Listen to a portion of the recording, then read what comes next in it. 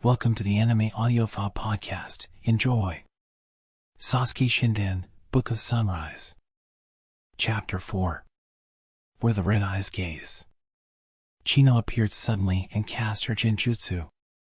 Before he knew it, it wasn't just she who had vanished. Milwaukee and their comrades had also disappeared.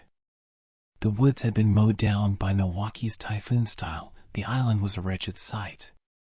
"Hey, you okay?" But in the midst of all this, he was able to find several of the ninja imprisoned by Chino and her gang. When he woke them with a counter genjutsu, they quickly regained consciousness. Because they had been blown about by Milwaukee's wind, they were all injured in one way or another, but they were still alive. They offered their deepest gratitude to Sasuke, although a little reluctantly on the part of the Kumo ninja. In the past, Sasuke had attacked the Raikage's younger brother, the Eight-Tails Killer Bee, and tried to abduct him. Later, he had also fought the Raikage and taken one of his arms. These ninja adored the leader of their village, so it was no wonder their feelings now were a little complicated. To begin with, Sasuke decided to take them home to their own villages. First, Kirigakure. Then Kumagakure. When they arrived at the port in the Land of Lightning where the village of Kumagakure was, there was a bit of a commotion. "Whoa! You guys are okay. Raikage? It's the Lord Raikage. Lord Raikage is coming to welcome us." Smashing buildings along the way, the Raikage charged toward the port. Perhaps having heard the news of the ninja rescue, he had been unable to simply sit still and had shown up here. Next to the Raikage, Sasuke could see his close aides, Darui and C. Once the brawny leader had arrived at the port at something approaching the speed of lightning, he clapped the ninja on the shoulders, shouted good work making it back safely, as if rewarding them. He hit with such force that Sasuke wondered if he wasn't going to break some bones, but with the Raikage directly praising them, perhaps the tension was released. Tears sprang up in the eyes of the Kumagakure ninja. Watching this out of the corner of his eye, Sasuke moved to slip away from the scene. "Boy!"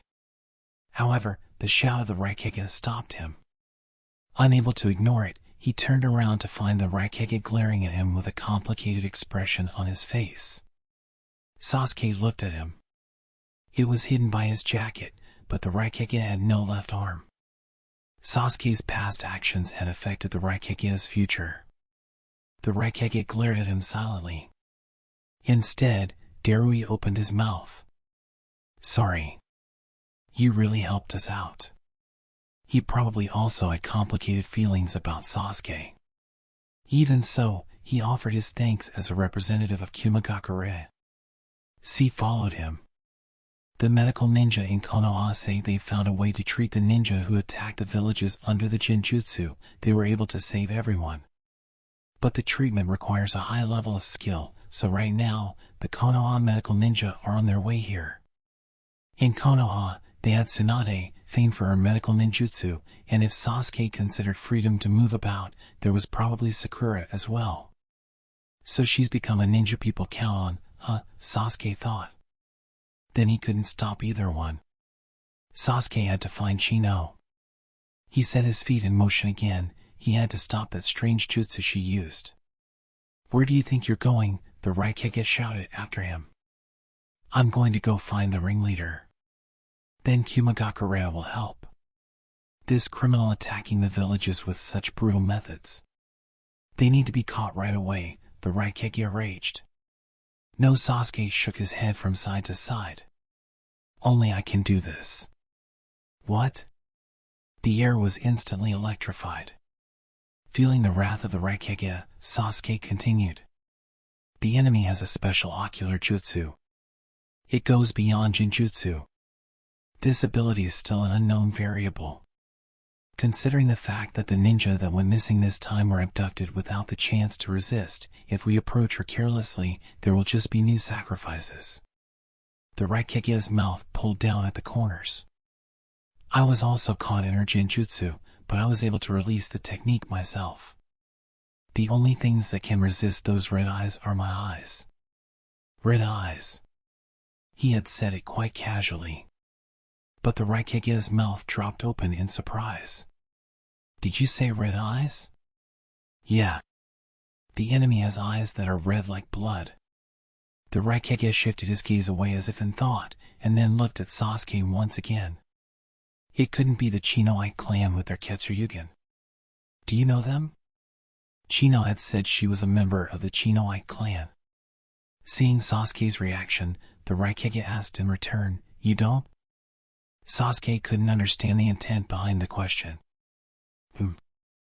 I have no choice, really. I'll tell you this much, at least. The story went back to even before the era of ruthless competition between Senju Hashirama and Uchiha Madara. The Chinoite clan. Living in the land of lightning, they had a Ketsuryugen, eyes wet with red blood. They were able to manage a variety of techniques using blood. They particularly excelled in Jinjutsu. Apparently, once a person was caught in those eyes, they couldn't escape. A daughter of this Chinoite clan had married into the family of the daimyo of the Land of Lightning as a concubine. She was a beautiful girl with a lovely disposition, and the first wife was jealous. Unfortunately, the daimyo fell ill and died not long after he took her as a concubine. It's because he married this woman. The first wife then made everything the girl's fault. She said that the shinoiks had deceived the daimyo and killed him. It was just a fabrication, lies from start to finish. But the people around them who knew the strange nature of the shinoiks swallowed the words of the first wife. As a result, the girl, together with her clan, was banished to a place called Hell Valley. At that time, it was the Uchiha clan the first wife hired to chase out the Chinoite clan. What? In every era, the Uchiha name has been widely known. More than anything, the only ones who could have resisted the Chinoite clan with their special ocular jutsu were the Uchiha clan with their Sharingan. Apparently, the Shinoiks sought a place to talk with the Uchihas, but they wouldn't listen. Long persecuted and suffering in Konoha, the Uchiha clan had inflicted persecution on others. That was the nature of war. Sometimes, you chased someone into a corner and crushed them irrationally. Here, the image of Itachi came back to life in his mind. Itachi had probably seen not only the achievements of the Uchihas, but also the darkness that lay within them. Perhaps that was why, rather than reproaching them, he had taken it all in by himself, carrying the darkness and deciding to die with it, so that the hatred wouldn't be disseminated. The people involved in this incident now had been forced to bear the burden of the irrationality of the world, an absurdity they could do nothing about under their own power. They were running in the darkness. A crime was absolutely a crime, but would defeating them really end this? Boy. Here, the Raikage opened his mouth. For your sake, Naruto once put both his hands on the ground and bowed his head to me in the middle of the snow. Sasuke's eyes widened at the unexpected words. It was when you abducted my little brother B, and Danzo gave his permission to deal with you as a rogue ninja at my request. Naruto wanted me to withdraw it. He said he was your friend, and he couldn't just watch it happen without saying something. Sasuke was stunned into silence. Know yourself, know people, don't mistake your path again. Understand what it means that you are allowed to walk freely in this world now. And create a reason for others to accept that. His words were very direct. Sasuke had previously tried to execute the 5 Kages and control all the villages himself. He had thought that was right. However, as he stood and listened to this advice from the Raikage, who was a little rough around the edges but still adored by the ninja of his village, he had the thought that if he had succeeded in executing the Kages, he would have been hated by an even greater number of people, and perhaps created an even greater shadow. After being banished to Hell Valley, the Chinoite clan vanished from the ninja world. It was thought that they had been destroyed. However, if someone with the Ketsuryugen has appeared now, they might have lived on in secret. Hell Valley is in the Land of Steam. The location should only be known to the Uchiha clan and the ninja of Yugakure. The Land of Steam. That was where Sasuke had met Chino and Nowaki. Also, the Land of Steam was relatively close geographically to the villages of Konoha in the Land of Fire, Kirigakure in the Land of Water, and Kumagakure in the Land of Lightning. Chino was in Hell Valley. For some reason, that was what his gut was telling him. But although Sasuke was a member of the Uchiha clan that had driven the Chinook clan out, he didn't know where Hell Valley was. "I'll talk to Yugakure for you. The rest is up to you." The Raikage snorted and returned to the shinobi of his village. Sasuke bowed his head slightly at the other man's departing back. And then he stared in the direction of Yugakure and kicked at the ground. After running without rest for several days, he finally arrived in the village of Yugakure, where steam rose up in puffy clouds from the hot springs all around. Resort hotels were lined up next to the steam, and the place was lively with tourists. Because the ninja of the village were there to maintain the peace, people likely felt secure during their stay there. He could also see people who looked to be VIPs of the land. "Sasuke from Konoha, yes? I'll show you the way to Hell Valley." Apparently, they had already gotten the message from the Raikage. When he visited the central offices of Yugakure, a ninja appeared to act as his guide. He looked to be about 30. "However, the fact that you arrived here so quickly. It will take at least a day to reach Hell Valley. Will you rest for a while before we go?" "No, I'd like to set out right away." There was no time for resting.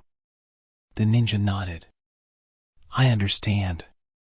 Sasuke had intended to go alone as long as they would just tell him where the valley was, but it seemed that Hell Valley was difficult to reach, and only someone from the local area would know it.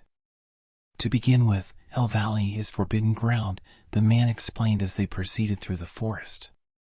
It was originally a place that outsiders, of course, were told to stay away from, but even people from the village were told this, lest the calamity of the Shinoiks befall them. "The calamity of the Shinoiks?" "Yes." The man nodded. After they were driven out to Hell Valley by the Uchiha clan, the only path left for the Chinook clan was to fall into ruin and die. Hell Valley is a rocky place where no plants grow, full of volcanic gases. It's not a place where people can live. However, a few months after the Shinoiks had been driven to Hell Valley, someone went to check on them and saw it. Saw what? An ocean of blood spreading out over the rocks where there had been nothing, and the Chinook clan sipping it. Sasuke remembered Chino's Jinjutsu. He had been pulled into a Red Sea. Was Jinjutsu cast on this person? No. I don't know all the details. But after that, the village declared Hell Valley to be off limits and prohibited anyone from going near it. And then the ninja of Yugakure forgot about its very existence. They even lost track of where it was. So then, why did he know the way to Hell Valley now? The question rose up in Sasuke's head at the contradiction in the man's story, and the man lowered his eyes. In recent years, someone found Hell Valley once again. His name was Hayden. He later joined Akatsuki and spread the horrors of war throughout the ninja world. Sasuke never expected to hear about Akatsuki in this place. It was an organization that his older brother Itachi had belonged to. Sasuke himself had also been taken in by them for a time. But by the time Sasuke joined Akatsuki, many of its members were already missing, and Hayden had not been a part of it. Hayden was not a man who did what he was told, and at the time, he was still a child. After hearing rumors of Hell Valley, he went and found it out of curiosity. Apparently, he was disgusted by the smell of sulfur and didn't go too far into the valley, but he did say that there were corpses all over the place. So people thought, well, of course, no one could actually live in the valley, so they had indeed met their deaths, after all. But Hayden said that the bodies were not bones, but actual bodies, the blood not even dried. When the ninja of the village went to investigate, it was just as Hayden had said. They found the bodies of people who had only just been killed. So then, the Chinook clan had lived on in Hell Valley until recently. Some people suspected that Hayden himself had killed them, but it appeared to have been members of the clan killing each other. We don't know what happened, but we once more set Hell Valley as a forbidden place that was not to be approached. Here, the man closed his mouth for a moment. His gaze wandered around as though he were struggling with something, and then finally, he said, as if squeezing it out of himself, "No. Perhaps we just decided to feign ignorance, not wanting to get dragged into something troublesome." Yugakure has many resources, we live comfortable lives. There is the feeling among us of wanting to get rid of anything that would cause waves in our peaceful existence. Sasuke listened silently. As a safe hot spring resort, Yugakure has also been since ancient times a pipeline between the daimyos and senior officials of the various countries. Apparently, we took in the shinoiks because of some connection with the daimyo of the Land of Lightning. There's also the fact that we avoided war with backdoor deals. And by pretending we saw nothing, we were able to maintain the peace. The man's face was sorrowful. It's the same with Haiden. Normally, the established practice is to deal with rogue ninja. But there wasn't a ninja in Yugakure who could take on Haiden. The village decided to let him be. And because of that, people died. Perhaps a peaceful world dulled the senses of a ninja. And the world would likely proceed down that path from now on. However, dissenters would always suddenly appear. At those times, there had to be someone who could stand up against them. That was probably also the reason why Orochimaru and Kabuto had been allowed to live. But they needed to have other ninja who kept their skills sharp for the sake of peace, ready for the crisis that might happen at any time. Sasuke suddenly had the thought that maybe that's what he should aim to be. It's over there. After a full day, they arrived at Hell Valley, just as his guide had said. Clouds of steam on a scale incomparable with what he had seen in the village of Yugakure rose up from the ground all over. I'll go by myself from here, Sasuke said. Be careful, the man said, and left. Alone, Sasuke set foot in Hell Valley. On both sides of the valley were bare, rocky mountains. The stone face was discolored a reddish-brown in some places, and there was no sign of any plant life. The valley was replete with a foul-smelling steam, and hot water jetted out of geysers. You had to make an effort just to keep standing in the place. Banished to somewhere like this, you shouldn't be able to live. But the man from Yugakure had said that the Chinoite clan had been doing just that until recently. How hard it must have been for them. End of part 1. Thank you for listening. Remember to like and subscribe for lots more.